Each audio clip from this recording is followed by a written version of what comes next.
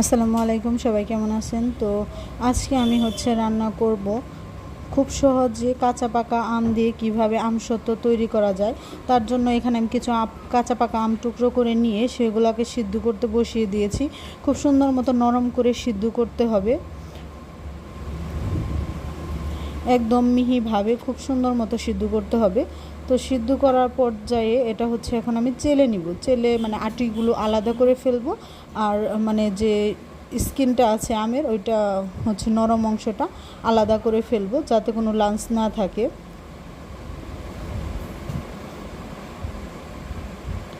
তো এটা আমি সুন্দরভাবে চেলে নিচ্ছি, মানে এটা একটু টাইম লাগে করতে।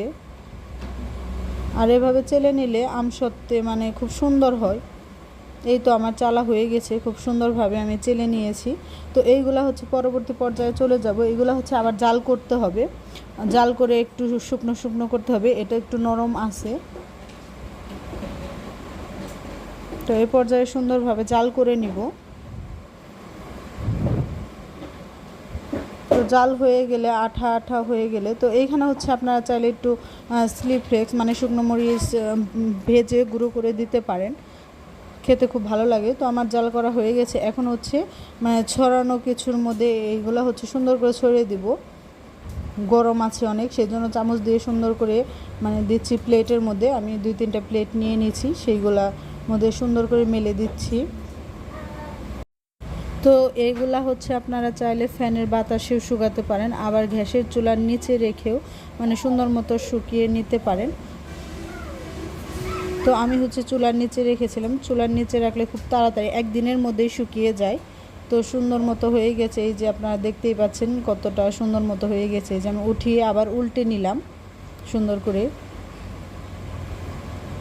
তো আমি আরেকটু সময় মানে রাখবো, তারপরে এগুলোকে ছোট ছোট টুকরো করে বক্সে করে ফ্রোজেন করে রাখবো। তো বক্সে করে নর্মাল ফ্রিজে রাখলে অনেক দিন পর্যন্ত ভালো থাকে, 6 মাস পর্যন্ত। আর এমনিতেও 1.5-2 মাস 3 মাসে কিচ্ছুই হয় না, মানে মাঝে মাঝে রোদ দিলে একটু খুব ভালো থাকে। তো এভাবে খুব সহজে আমসত্ত্ব তৈরি হয়ে যায়। আপনারা বাসায় অবশ্যই ট্রাই করবেন, আর ভালো লাগলে অবশ্যই আমার চ্যানেলটা সাবস্ক্রাইব করে পাশে থাকবেন, আর পাশে থাকা বেল আইকনটি ক্লিক করে দিবেন, তাহলে আমার সমস্ত ভিডিও আপনাদের কাছে খুব সহজে পৌঁছে যাবে। তো এগুলো এখন আমি এয়ারটাইট বক্সে ভরে নর্মাল ফ্রিজে রেখে দিব।